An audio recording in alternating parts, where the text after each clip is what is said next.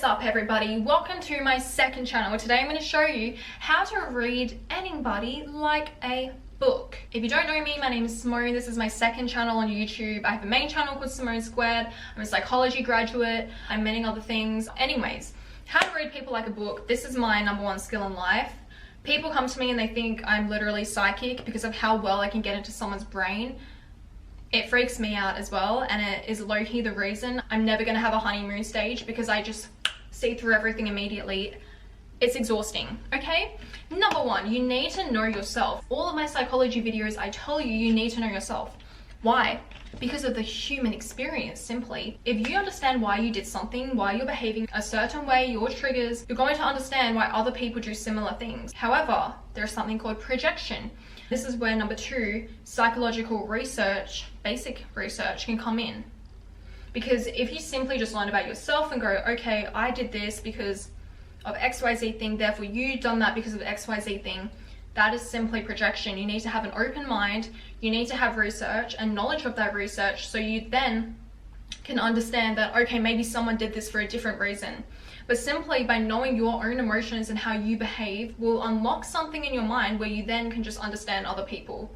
Literally, people ask me, did you learn all of this psychology through your degree? The answer is no. Think about how many therapists you have, like how many are actually amazing. There's only so much that can be taught at school, truly. #2, you need to know someone's background, and you need to know 3, their attachment style. Go watch my last video. Someone's background is going to tell you everything about why they behave, how they behave, and why they are the way that they are. For example, if they had a very rough upbringing, their family didn't give them a lot of love, they're constantly texting you, why aren't you talking to me, or they're spamming you, and you're just like, this person is so annoying, can you like leave me alone? Well, they're anxious attachments, and they're just looking for love and validation from you, which means all their other behaviors, like maybe sometimes they can be two-faced. It's because they're looking for validation from everyone and they don't know how to regulate this. It's going to just help you predict and understand people's behaviors a little bit more. Also, mental illness. If someone is predisposed to depression, anxiety, OCD, other conditions, even more so, you know why they are the way they are. This episode is brought to you by NoCD. Have you guys ever had a recurring unwanted thought? I need to keep checking the stove to see if I turned it off.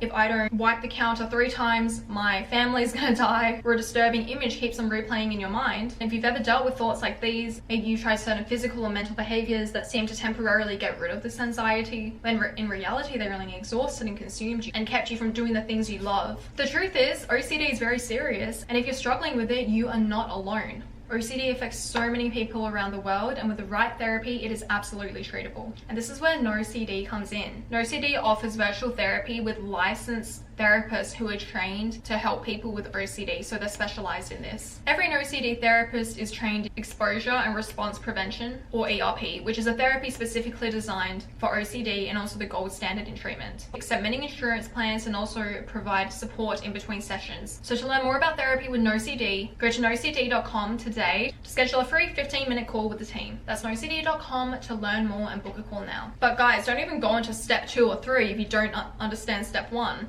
because if you don't understand yourself, you will never understand other people. Discover yourself is always step #1 in psychology. It's also so important to know about body language and micro expressions, because this reveals everything. And this is step 4, because you need to do the other steps first. And guys, go to my main channel. I have so many videos on body language and other psych videos. And then micro expressions, you need to watch what happens in the eyes. So you know when people get Botox, they can't smile properly. They don't crease here, so we can actually detect at a subconscious level when someone is faking a natural, genuine smile towards us, and it's less attractive. But micro expressions are what's going to reveal everything. When you tell someone something, there's always a shift in gaze, especially if they don't like what you're saying or they are hurt. There's going to be a very micro shift in gaze, and if you're bad at detecting this, simply get experience. You can do these games online where you are able to do a quiz on what facial expression someone is doing, and that is awesome. Now, if you're someone who suffers from being on the spectrum, and I'm not saying supremely, something like Asperger's, where you're just not too good at reading facial expressions or understanding emotions, there is so much help for you, because guys, I have so many friends on the spectrum, simply like people in the tech industry, founders Geniuses are always on the spectrum because they just think differently. And I'm telling you, my founder friends on the spectrum, they are more emotionally intelligent than your average person, especially your average man, because they have done so much work to understand psychology, which is important in their job, and to read people's emotions, and also to be highly aware of both themselves and others. My autistic male friend has given me more emotional support and has more emotional awareness than, I'm telling you, the average man I know who does no work on themselves. There is always hope, okay? If you think you're lousy at something, there is hope. So if your boyfriend's making an excuse, send him this video. Okay, next, you need to be open-minded and have a nuanced perspective, which can go back to an earlier point. If you're simply projecting, you're wrong. Not everything is a projection. Something can be a reaction formation. For example, this is where you need to listen to what people are saying, which can be a next point. For example, how can you tell if someone actually might be gay or bisexual? They might be homophobic because it's a reaction formation. They will openly hate on them so much because they reject it in themselves. And these are called defense mechanisms. And reaction formation is when you're behaving in the opposite way that you actually feel. Projection, you're projecting your own faults and your own experience onto someone else. That's why they say, if you have a partner who's constantly worried that you're cheating, they're cheating. Another defense mechanism is compensation. That's why you see guys with a lot of money, they are flexing so much, almost to a disgusting degree, because sometimes they're compensating for something else. Maybe it's physical, or they're very short. They're usually overcompensating in something else. Maybe they're trying to get excessive validation from a woman, or women actually. Maybe they're just splurging on everyone. Maybe they're being too nice. They're compensating for something. Rationalization, making excuses for actions or feelings, and regression, returning to immature behaviors to express emotion. Next, you need to recognize universal human traits, which is that we all want love fundamentally, which is why you can't judge people. We all want love. Why did your friend go back to their ex? It's not just because they're stupid. Your friend is not obsessed with that person because they're stupid. It is because they want love, and we all want love. And I've said this in a video before, but there is such a hate towards women for dating men who treat them bad, when we really shouldn't be victim blaming, because they just want love. If anything, you should feel bad. Sure, it gets to a point where someone is doing it too much, but you don't know what they've been through. We don't blame men for getting into a bunch of toxic relationships, but we do it to women, and for what? What are other universal traits? We all want to feel safe. Fundamentally, if you can make someone feel safe, they love you. You're the most amazing person. Everyone wants to feel safe.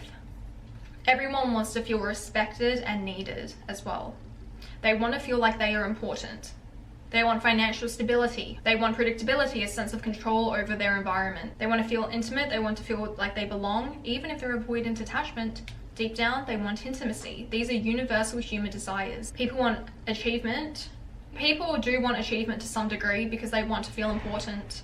If you say you don't, you're in denial, which is a defense mechanism as well. People want purpose. Studies have shown if you don't have purpose, you're more likely to die early. That's why people go and have kids when they don't even want kids, because suddenly this baby has given them a purpose to live. People want happiness, they want expression, they want fairness, they don't want to feel pain, they don't want to feel bad emotions. This is a big one. People would do anything to avoid feeling bad and getting hurt, especially if they're traumatized. So if you have a partner and they keep on running away from you, they're scared of closeness and they're scared of emotional vulnerability, and they're likely to be an avoidant attachment, which is why, going back to point 3, it is important to learn about your attachment styles and your own behaviors. Listen between the lines and also look at voluntary information people are telling you that you have not asked for, especially guys from a man you're dating. For example, there was this guy and he would always volunteer information to me that I would never ask for, because he was trying to construct a picture of himself that just was not true. And everything was a lie. People would try to control this narrative of them by telling you information that you did not even ask for, because they want to try to control how you see them. So it's up to you to not really believe the words, just look at the actions. And lastly, look at their patterns and look at if what they're saying is matching their actions, which can go back to the previous point where I was saying this guy was telling me all this information. For example, he always would be like, I'm not a hoe, I'm a family man, all I want is a family to provide for my wife. Meanwhile, he was literally a hoe. This guy was a hoe. and he was in denial of it. Defense mechanism. And I'm not even giving him the benefit of the doubt. He was in denial. So he had a very inconsistent behavior, and he's finally acknowledged it. So good for him. Anyway guys, I hope you enjoyed this video. Don't forget, if you're struggling with OCD, you can go check out the sponsor, nocd.com. And ich liebe dich. Tschüss. See you on my main channel and in next week's video.